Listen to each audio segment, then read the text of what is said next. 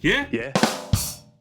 Okay, all right. Well, my number 9 is The Shopping Dead on the Xbox 360. It is an indie game, and it's yet another first-person shooter. I think first-person shooters now are in danger of usurping everything else and being the most popular or the most prevalent genre on Xbox Live indie games.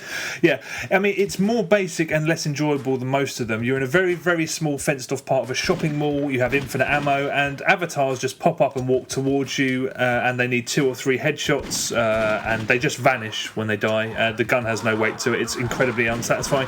The scenery is quite fun. If you walk into a shop, say like there's a clothes shop, the guy or the girl who's created it have just walked into a clothes shop and taken a snap of the shelves and then posted it in the back. It's just like a wall with a photograph on it. And then there's one of a bookshelf as well. I mean, it's really, really ropey. So yeah, it tries to add a bit of spice to the gameplay by giving you control of turrets. And they're meant to add strategy, but they tend to ignore enemies, and they're too weak. And even though you can upgrade them, and I upgraded them with a bit of money, they don't do anything. They just shoot around the enemies, and they're too weak. They don't do anything when they do hit the enemies, which is by accident. I didn't play it for very long, but it felt like fucking purgatory. And I've got no doubt, like a lot of these games, it was fantastic, invaluable experience for the guy or girl that created it.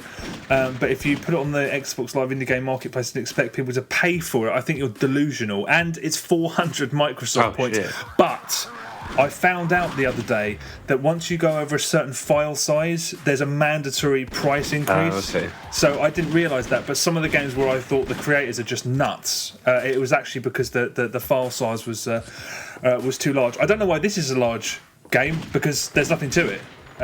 But yeah, for the love of God, stay away from it. The Shopping Dead, it's pony.